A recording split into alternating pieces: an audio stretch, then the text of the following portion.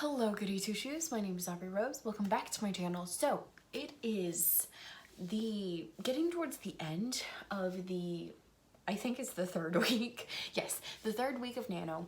I've not updated you guys since the first week. The first week I was happy and I was peppy and I was doing a great job of posting and writing and filling out my tracker. And then I ran out of ideas in my project. I wrote the prologue and that was kind of it because I wanted to write some things in the normal world, but I didn't really have any ideas for that. In the first draft, I didn't have any ideas for that. I just kind of went straight into the new world. Things weren't really happening. I didn't really come up with any ideas for that. I had a few, but I didn't like them, so then I didn't write them, and then I kind of stopped writing. That's a problem. So my solution, of course, was to switch projects, because this is what I do when hard things happen, apparently, is I switch projects. So I went back to my other fairy tale retelling, the Snow White vampire one. I'm holding nothing back. I'm spoiling everything for you guys. So we can take a look at my little planner. I went back to my outline and my plotting, and I kind of came up with some new ideas. So basically what I wanted to do was I wanted to take really most of the original story, and I wanted to incorporate that into the book.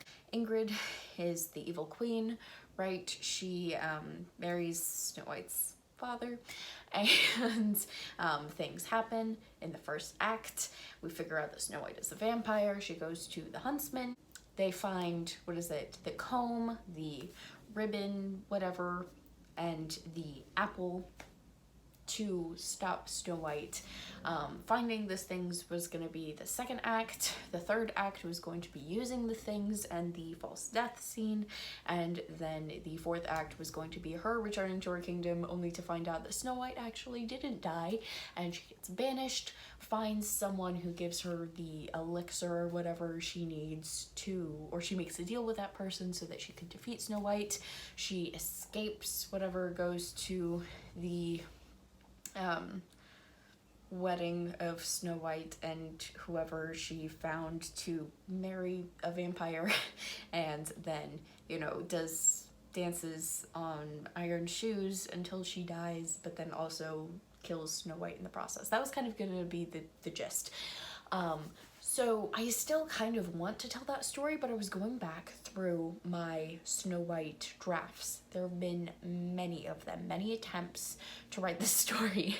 And at first it was more of like a vampire academy. Like the evil queen was originally from this vampire academy. They wanted to expand their academy, their organization, and so they sent her to go marry a king, be queen, and be able to like transfer them into the kingdom to clear out the vampires there. I don't know, it made sense in my brain, I guess. I still kind of like that story. I just don't know if I like the Vampire Academy, but I don't know if I want that to be the Snow White retelling. I might just have two different vampire stories, and I'm okay with that. I just need to figure out, I need to pull like they're all interconnected in my brain at the moment. I need to pull them apart, figure out which aspects need to be in which story, and just do that, make them two separate stories, because one I think is going to be like a more epic fantasy version of like the Vampire Diaries. I haven't actually read them, but I'm assuming it's going to be something like that, but more fantasy, more like vampires not falling in love with the vampires. And then the other one's going to be Snow White retelling. So I'm going to try to kind of pull those apart and figure out what I want to do for both of them, because right now I was trying to do both of them again and it's not working. For the just Vampire Academy, I did have the same main character. It was the evil queen, but I was like, well, she's not going to be an evil queen. We'll just figure out what she's going to do. That didn't really work, because if you're writing from the point of view of someone who's going to ultimately leave, we don't really get the fun juiciness of like exploring this Vampire Academy that I've created, or Vampire Hunter organization that I have in my brain, and I'm really excited for this story. So what I need to do is I need to find a different main character, and I figure out what needs to be in the story and what needs to be booted and just gone. So I'm going to take you guys along my journey of that, and because this involves a lot of plotting and we've already established that I need to be writing, the vlog that I've kind of abandoned, that's going to be, I'm just going to write like a short story on my blog and post it every day. That's gonna be my writing for every day. Stay tuned if you guys want that. That's gonna be my writing. Maybe I'll write it and then like schedule it. I'll figure that out and let you guys know.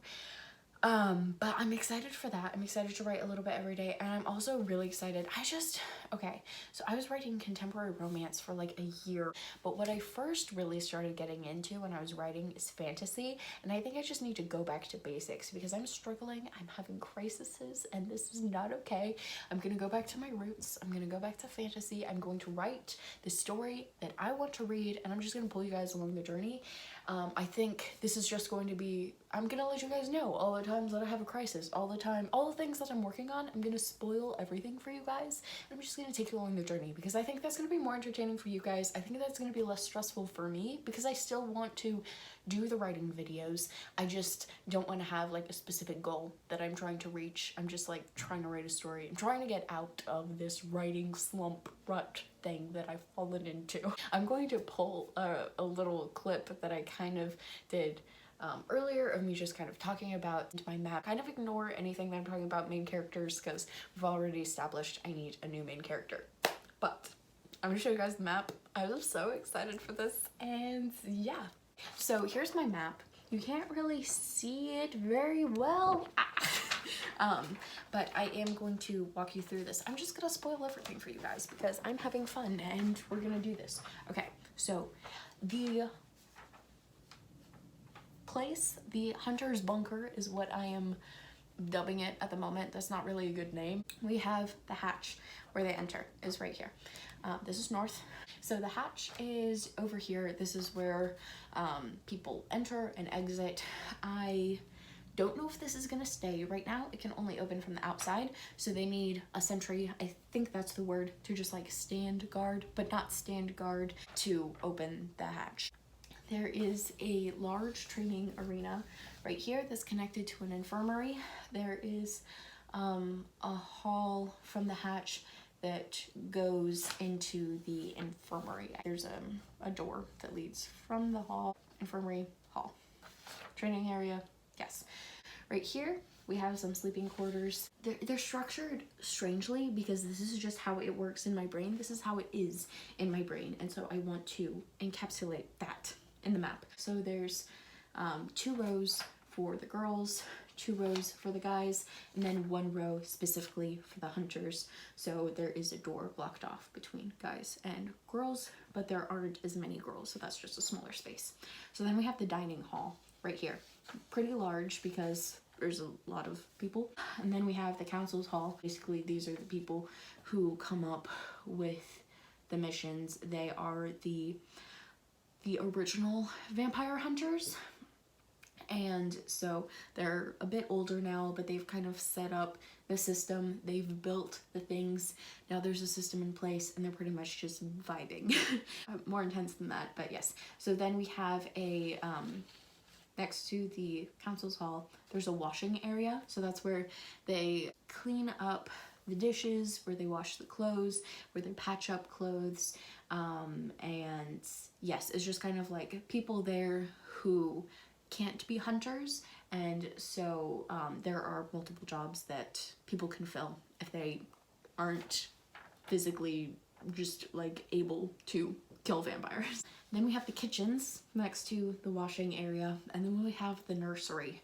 So when hunters go on vampire raids, sometimes they stumble upon vampires already taking over a village or recently having ravaged a village, and there are unfortunate circumstances where children are still alive but their parents are not. So they take these orphans and they bring them back to the society, and they are kept in the nursery where they're just taken care of. They're taught how to read and write. They're taught some math, some history, how to kill vampires, like the history or the science behind vampires, and they're also taught about the different roles that they could grow up to play in the society.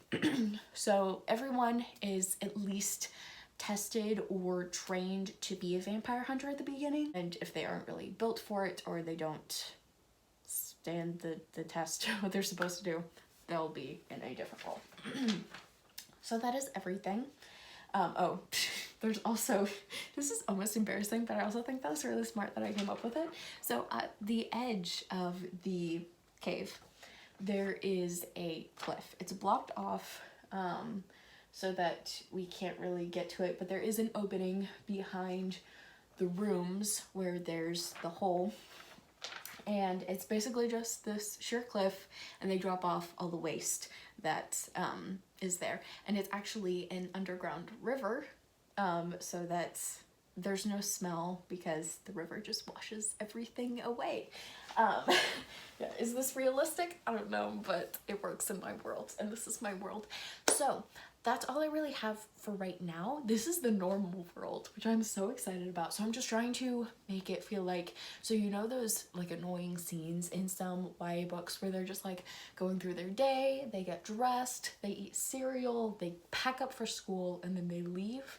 I've written many a scene like that, thankfully not published, but yes, so basically it's going to be like that, only hopefully better, and in this Vampire Society world. So hopefully it'll be not boring. I'll try to do a good job with that, like not saying, okay, here's what I'm doing every day, because no one does that. They just do the stuff, but in a society, so I'm very excited for that. And yeah, thank you guys for watching. I hope you enjoyed that. I will see you in the next one.